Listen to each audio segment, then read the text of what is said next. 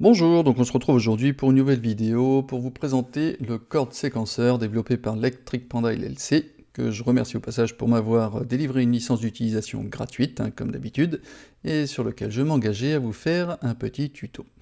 Donc il est au prix de 65 €, après ça sera à vous de juger de son utilité, ou de votre utilité, à savoir si ça vaut le coup.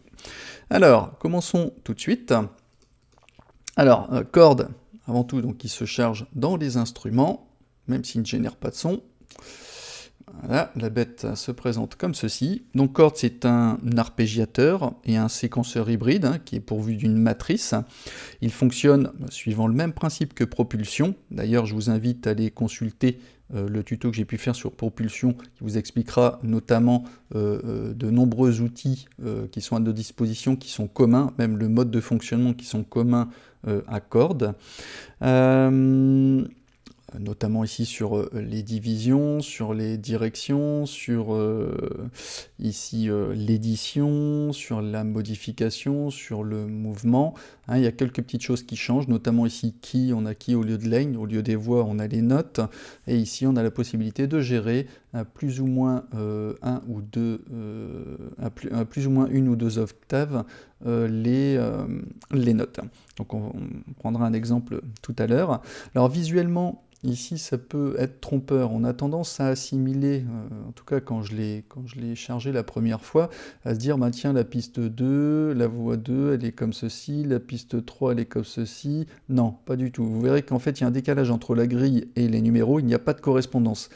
Là où il faut comprendre, c'est que je sélectionne, j'ai tout en bleu, c'est-à-dire toute cette grille-là, et pour la piste 1.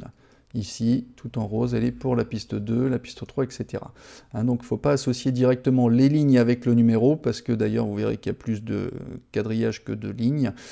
Donc voilà, si on sélectionne la couleur, la piste, et on travaille sur la grille qui correspond à la piste 1, à savoir l'instrument 1, 2, 3, 4, etc.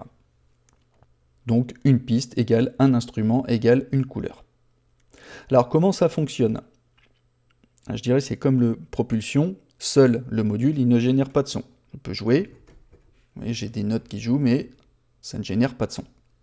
Il faudra soit charger un combinator qui convient, par exemple qui contient le module avec les instruments, par exemple. On peut ici créer, donc, on peut créer un instrument d'ailleurs, et on va ici dans les racks extensions, Chord.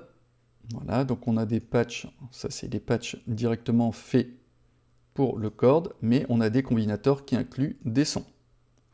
Directement, on va prendre, je sais pas, celui-ci par exemple. Voilà, on le déroule. Donc vous voyez qu'il y a... On a plusieurs instruments contenus dans le combinator avec notre module Chord. D'accord? Hop, voilà, je reviens ici. Alors ça, c'est une méthode. L'autre méthode, c'est de connecter vous-même, en fait, le Chord avec un instrument. Par exemple, on va prendre le subtractor. J'ai créé un subtractor. On va retourner le rack.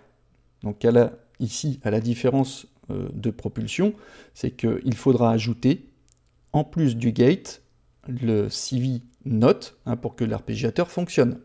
Ici, on a le gate, par exemple, sur la piste 1, avec le gate là. Ok, donc je joue.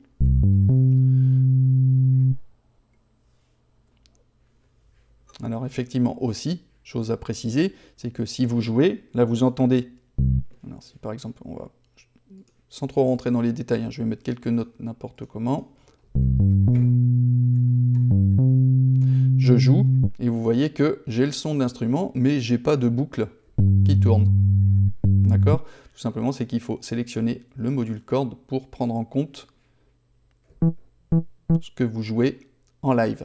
Bien sûr, vous n'êtes pas obligé de sélectionner s'il y a un clip MIDI qui est créé, mais si vous jouez en live directement sans qu'il y ait de notes écrites dans un clip, il faut sélectionner la piste Chord pour que ça fonctionne. D'accord?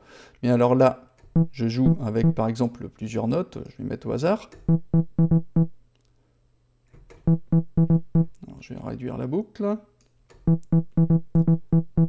Alors j'ai tout la même chose, sauf que effectivement, parce que j'ai pas rajouté les notes. Donc si je mets les notes, là je vais pouvoir avoir mon séquenceur.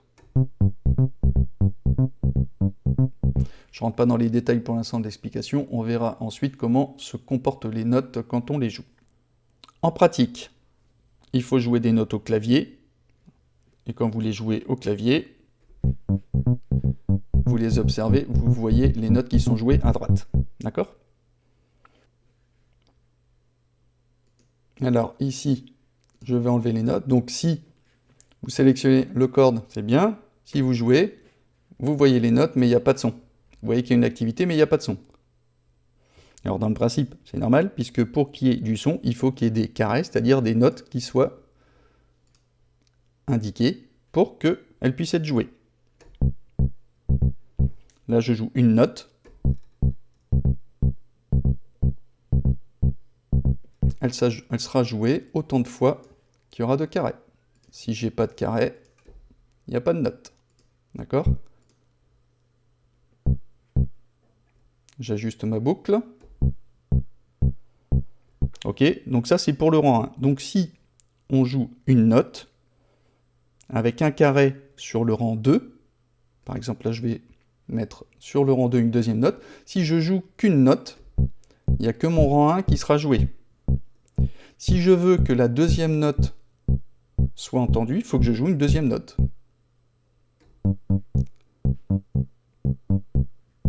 Si je joue deux notes et que j'ai des carrés que dans le premier rang, bah la deuxième note, le G2, le sol, il ne sera pas joué. Il faut que, si j'ai deux notes que je maintiens, et là je rajoute des notes sur le rang 2, ma deuxième note sera jouée.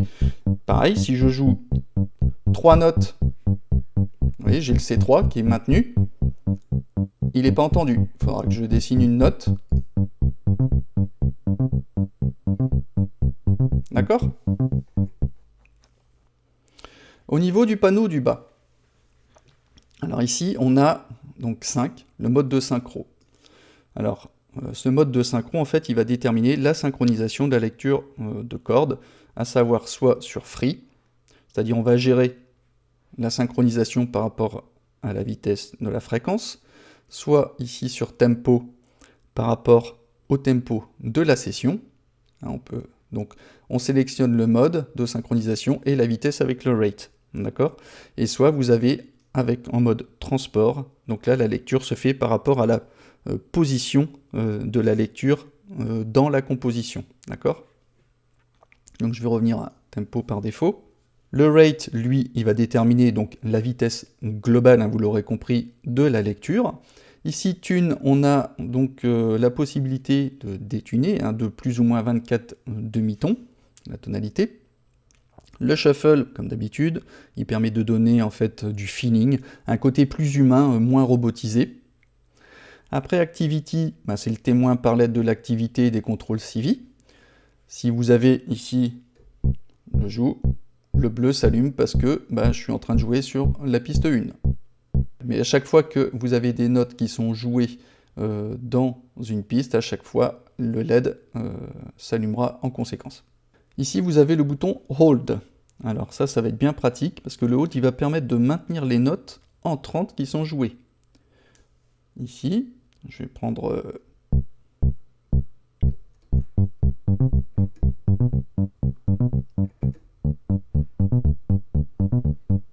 comme ci, et je joue en fait mes trois notes que je joue au clavier, et j'appuie sur Hold, et il va me les maintenir. Je lâche le clavier, ça continue à jouer tout seul. Jusqu'à ce que je le désactive. D'ailleurs, petit aparté, quand vous retournez le rack, vous voyez qu'ici on a le hold de position en restart et continu. Je fais juste l'aparté pendant qu'on y est. Donc on peut contrôler en fait le hold avec ce panneau arrière, donc avec le mode restart et continu, de façon à déterminer encore une fois le comportement de la lecture. Si vous êtes ici en mode free ou tempo, Le restart, en position restart, la position reviendra au début de la première note d'un accord qui est joué. Et si vous êtes en continu, hop, ça ne va pas réinitialiser le séquenceur. On va continuer sans interruption. D'accord? Je laisse sur restart par défaut. Et si par contre vous êtes en mode transport, en fait ces fonctions seront ignorées puisque la synchronisation se fait par rapport à la session. D'accord? Au niveau ici de tout ce qui est de toutes ces petites choses là, en fait les options, on a le numérateur, le diviseur, ça c'est pour... on a la possibilité de régler la vitesse sur les pistes indépendantes. Je vous invite à aller consulter un tuto de propulsion, je ne vais pas tout le refaire, toutes ces fonctionnalités, notamment celle-ci, parce que c'est assez long, et je l'ai déjà fait une première fois donc sur propulsion, donc je vous invite à aller consulter ce tuto. Mais en bref, ici on va pouvoir gérer la vitesse de boucle, de lecture de boucle indépendamment sur chaque piste.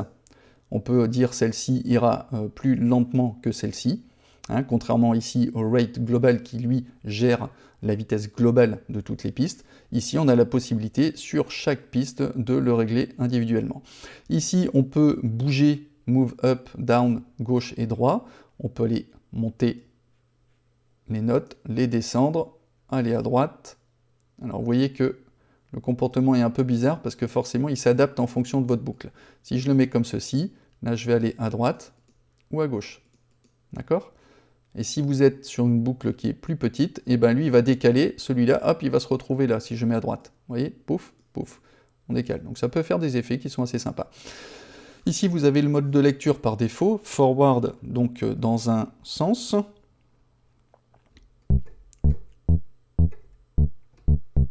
On va dire par exemple, vous voyez qu'on lit comme ça dans un sens, ici à l'envers. Ici un mouvement pendulaire avec deux variantes 1 et 2.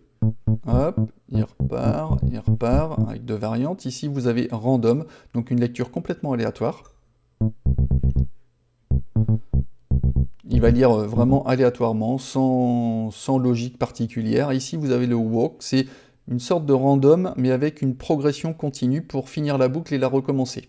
Vous voyez, il va avancer, il va s'arrêter, il va stagner, il va reculer un tout petit peu, mais il va quand même finir par finir sa boucle, si je puis dire, et reprendre. D'accord? Alter, donc là, il va tenir compte du nombre de pas qu'il y a, ou de notes plutôt, sans en rajouter. Il va juste les déplacer, alterner en fait la position. D'accord? Toc, toc. J'ai le même nombre de pas, mais qui sont alternés. Et là, random, là j'ai vraiment n'importe quoi sur l'ensemble de la grille. D'accord? Ici, on peut faire par exemple clear pour tout nettoyer. On peut dire, bah, tiens, je vais reprendre ça, ça m'intéresse. Sur par exemple les notes, je vais les copier et je vais aller les coller sur la piste 2. Pouf, pour avoir la même progression, si je le souhaite. Et éventuellement après, peut-être faire une variante. D'accord? On peut le faire donc ça pour les notes, pour les courbes, hein, qui sont ici, on peut faire, ou pour l'ensemble, c'est-à-dire les notes et les courbes. On peut copier par exemple celle-ci, copier, c'est-à-dire j'ai fait des courbes particulières avec un ensemble de notes particulier, copier, je reviens sur ma piste 1, paste. Ok, il me recopie tout pareil. Je peux faire initialiser, clear, d'un seul coup. Ça c'est assez simple.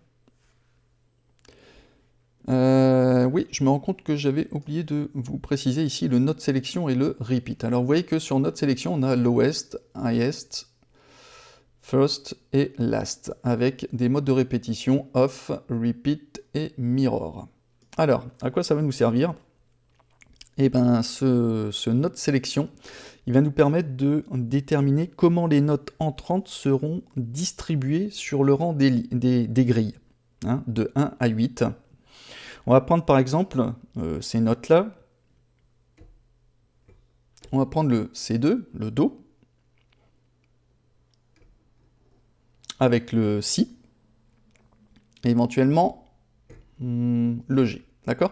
Donc là, je fais la première note, C2, je rejoue une autre, B2, et après B2, voilà, et après un G2. Vous voyez que je joue la première, C2, je joue la deuxième, B2, et là vous voyez que je vais jouer la Sol, et elle va s'intercaler entre les deux. Pouf. Donc voilà, c'est tout simplement pour vous expliquer, et ça c'est assez important en fait dans ce module, c'est le comportement des notes qui sont entrantes en fonction du mode de sélection.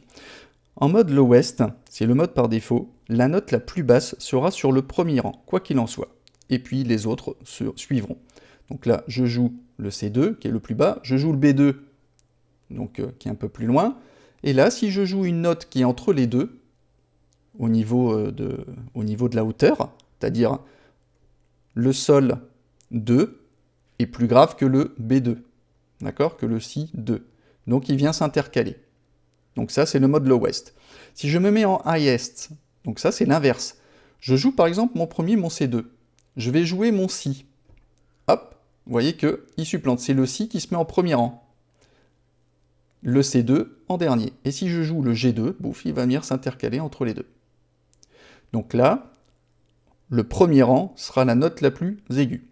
Après, vous avez le mode first. Alors first, c'est au premier rang sera la première note jouée, et au dernier, la dernière. Alors si je joue mon fameux C2, je vais jouer mon B2, et après je vais jouer mon Sol. Vous voyez que mon Sol, il se met en dernier, parce que c'est la dernière note jouée. Ok? Ici. Hein. Et après, en last, c'est la dernière note jouée qui va se mettre au premier rang. Alors vous allez me dire, si on joue qu'une, ben, il n'y en aura qu'une. Ok? Je vais jouer la deuxième, toc, et la troisième. La dernière note jouée sera au premier rang. Et on remonte à l'envers. D'accord? Donc ça, c'est assez intéressant. Après, vous avez le mode donc off, repeat et mirror. Tout simplement, c'est ici, quand vous jouez vos notes, j'ai mon C, mon Do, Sol et Si. Donc en mode off, bah, la répétition est désactivée. Ici, on a une répétition qui se fait de façon répétitive, si je puis dire. On a le C2, G2, B2, on recommence C2, G2, B2, C2, G2, etc. Quand on est en mode ici mirror, c'est en mode miroir, c'est-à-dire on fait C2, G2, B2, il redescend au C, au G, au C, puis il remonte au G, au B, etc. D'accord? Je peux rajouter une note si je veux, hop. Donc là j'ai C, G, B, D3, je redescends au B2 en miroir, G2, C2, etc. D'accord? Donc ça peut être assez pratique. Au niveau des notes, on a des petits changements. Là par exemple, je vais jouer quelques notes, comme ça, on va réduire la boucle. J'ai la possibilité de changer les octaves des notes. Alors, par défaut, si je suis comme ça, j'ajoute des notes sans problème, par rapport à l'octave de la note jouée. Okay. Si je sélectionne celle-ci, je vais descendre d'une octave. Hop. Là, de 2 octaves. Inversement, je sélectionne, je vais remonter d'une. Et là, de 2.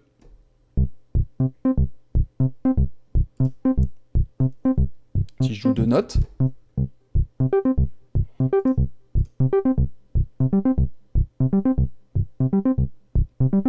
etc., etc. Donc, vous voyez, c'est assez facile d'utilisation.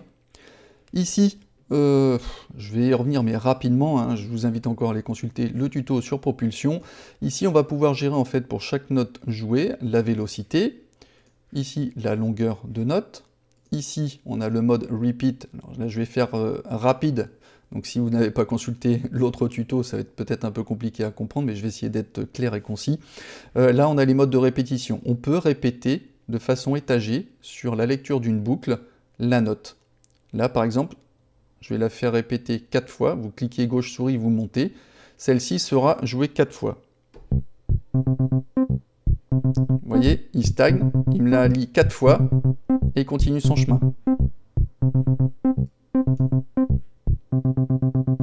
Ok, je peux le faire 2 fois par exemple.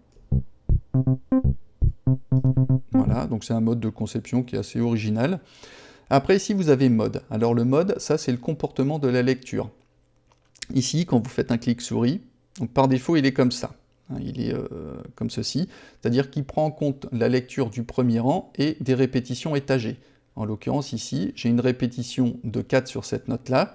Si dans ce mode-là, je suis en 4, la lecture prendra en compte également la lecture étagée.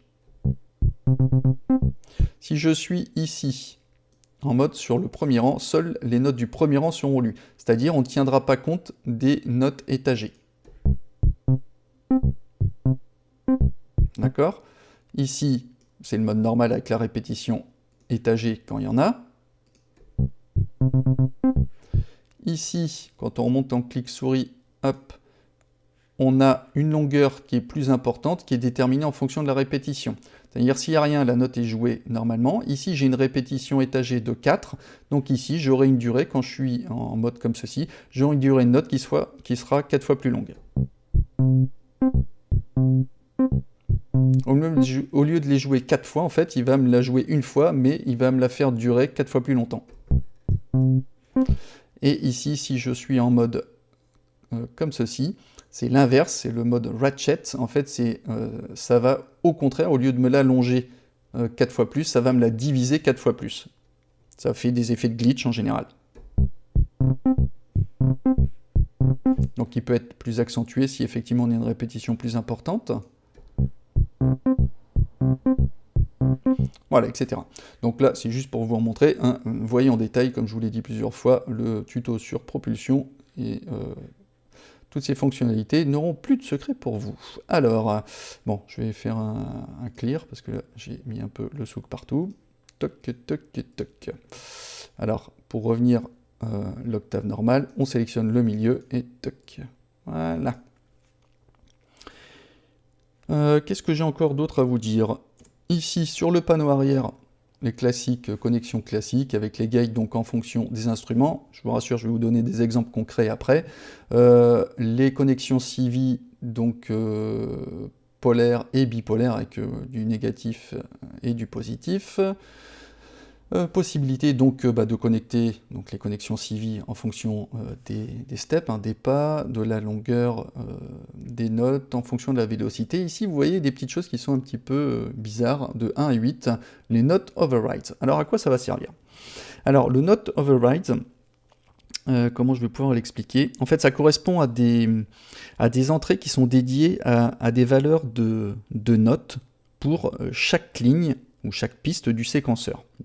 La note, en fait, sera remplacée par celle de la piste, ou de la voix, si je puis dire. La meilleure façon, en fait, de voir comment ça fonctionne, c'est de connecter le module, le CV8 x4, à chaque entrée. Je vais vous donner un exemple ici. Alors, cet utilitaire est gratuit sur le shop des Propellerhead. Alors, le CV8 x4 générateur. Je vais vous expliquer, vous allez comprendre tout de suite.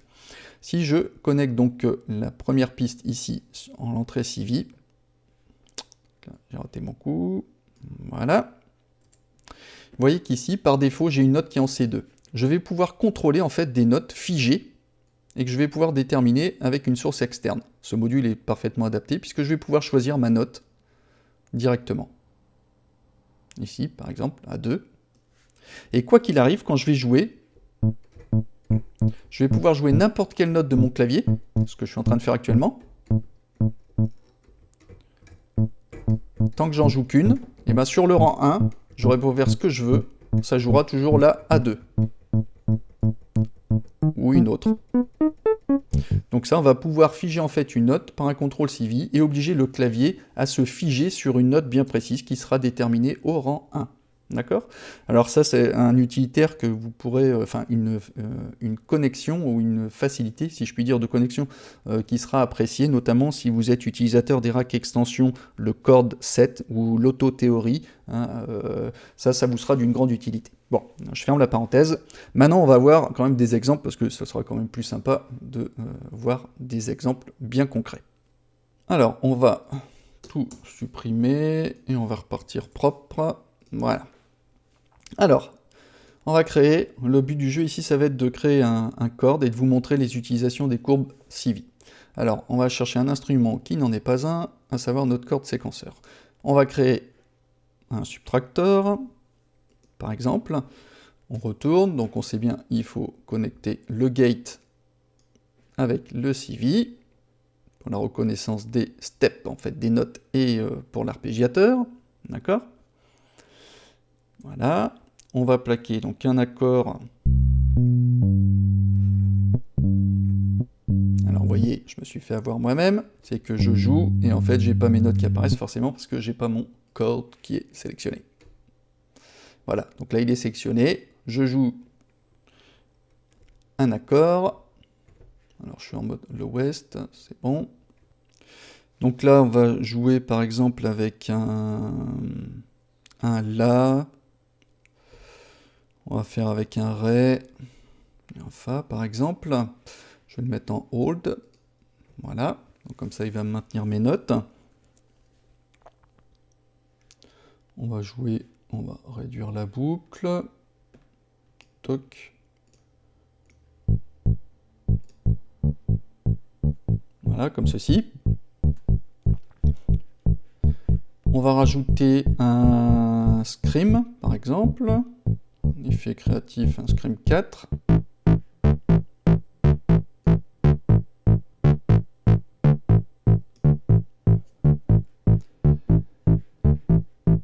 On va aller prendre la courbe CV, qu'on va faire monter comme ceci, par exemple.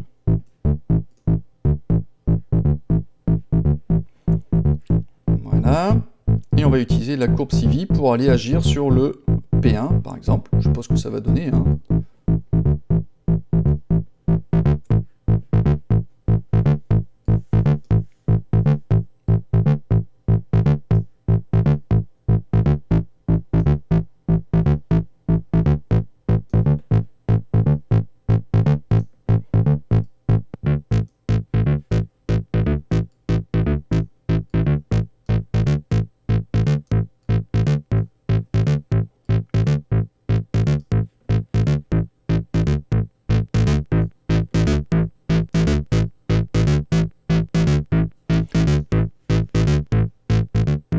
Voilà, on a une progression. On va aller ajouter par exemple un audiomatique.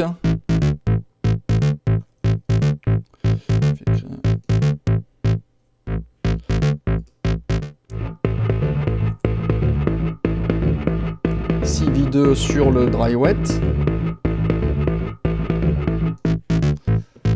Et là, le CV2. Et là, il n'y a pas d'effet.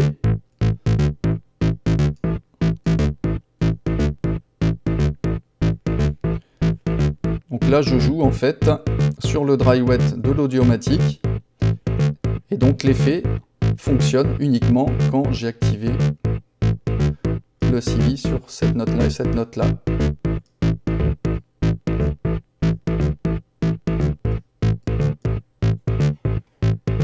Voilà, donc ça c'est un exemple parmi tant d'autres, mais vous pouvez faire joujou donc là sur utiliser les connexions CV comme la matrice en fait, ici le même fonctionnement ici dans l'utilitaire avec le séquenceur à matrix. Vous pouvez donc gérer avec les courbes et affecter des paramètres, notamment sur du dry wet, sur des effets. Ça peut être assez sympa, et ça vous imaginez, vous multipliez par le nombre d'instruments que vous pouvez ajouter, ça peut quand même être assez sympa. Bon, on va prendre un autre exemple. Qui pourrait être assez sympa, ça va être de créer carrément un combinateur qui va intégrer le chord et les autres instruments au niveau, les instruments ou effets. Donc juste pour vous montrer au niveau du routing comment ça peut se faire. Bon, je vais essayer de pas faire trop long pour que le tuto ne soit pas trop long, mais bon, c'est important de savoir comment ça fonctionne. Alors, on va créer un combinateur. On va y intégrer notre fameux chord, donc un instrument qui n'en est pas un. Voilà. Qu'est-ce qu'on va lui dire? On va rajouter un mixeur. Alors là, vous pouvez rajouter donc un mixeur 6 ou 12 pistes, suivant si vous voulez utiliser les 8 instruments, autant charger un 12, ça sera aussi bien. Sinon là, je vais prendre pour l'exemple, je vais prendre que 2 instruments, donc un mixeur 6 suffira. Ensuite, je vais créer mon subtractor, par exemple. Regardez notre subtractor, je l'aime bien celui-là. basse guitare, et on va créer un Tor synthesizer. Je vais prendre un autre son. Je vais prendre celui-là, par exemple. Alors, vous voyez qu'ici, au niveau des connexions, c'est un peu brut de coffrage, hein. Il n'y a rien de connecté. Alors, effectivement, le routage se fait automatiquement dans la console de mix. Votre son subtracteur est connecté directement à la première piste et le Tor au deuxième. D'accord? Ça, il n'y a pas de souci. Il va falloir quand même qu'on relie le gate et le note de chaque instrument. Ça se fait pas automatiquement. Et pareil pour le Tor. Ok? Voilà, donc ça c'est fait. Après, si je joue, donc là, j'ai pas besoin de sélectionner un corde à part, puisque tout est combiné dans mon combinator, si je puis dire. C'est quand même sa fonction première. J'ai mes deux instruments. Ok. Alors, on va créer un clip, parce que bon, je vais pas quand même créer à chaque fois. Toc, on va prendre...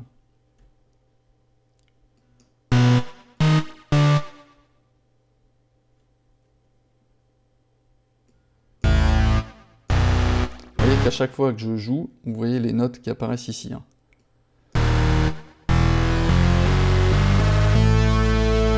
Allez, on va faire ça.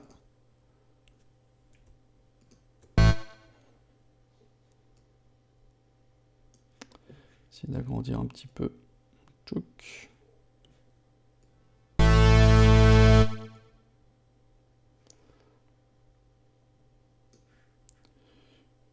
On va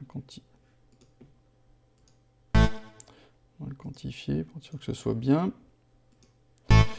Après, je vais mettre... on va le dupliquer. Après, avec le...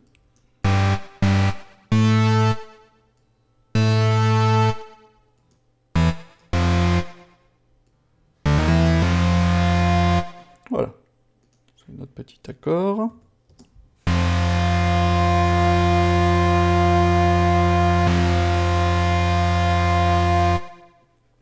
Ok, donc j'ai un petit accord de créé. Maintenant, ce que je vais faire, c'est que je vais dessiner mes notes, quand même, pour avoir une mélodie. On va prendre le premier instrument ici, comme ça, on va le boucler comme ceci. On va mettre un petit point là. Alors, je ne sais pas du tout ce que ça va donner. On va essayer de faire quelque chose qui est peut-être quand même assez mélodique. Comme ceci, je ne sais pas ce que ça va donner.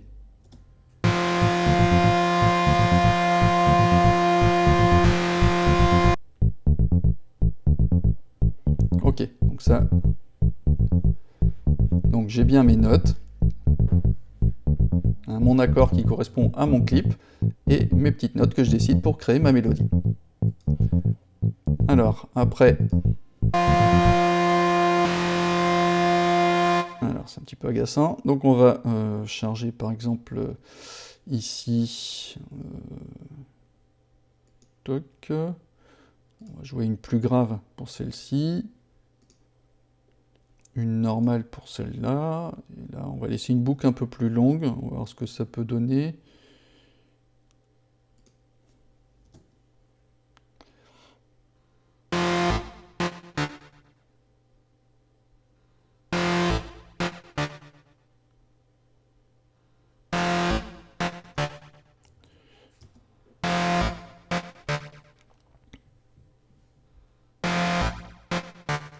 On va mettre dans en même temps.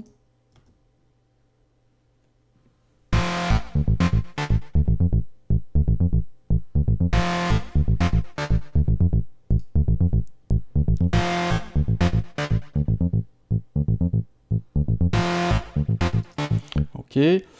Qu'est-ce qu'on pourrait faire? On va ajouter par exemple un pulvériseur là-dessus. Petit effet créatif. Voilà un pulvériseur, donc qui se route automatiquement, donc aux auxiliaires, et là on va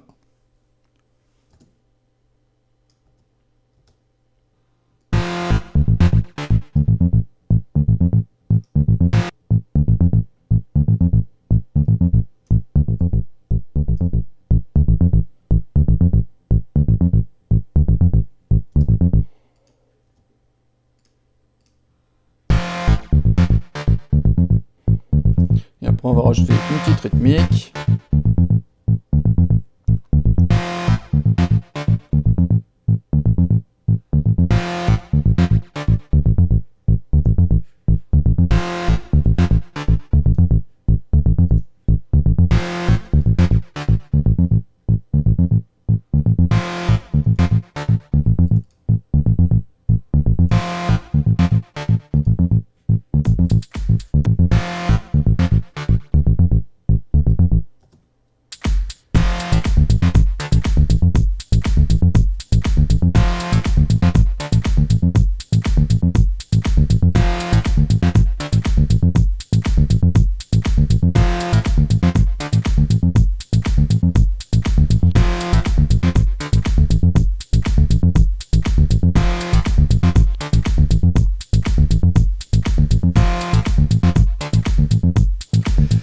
Voilà, bon bah j'espère que ce tuto vous a fait plaisir, n'hésitez pas à me laisser des commentaires et je vous dis à bientôt pour un nouveau tuto, allez ciao ciao.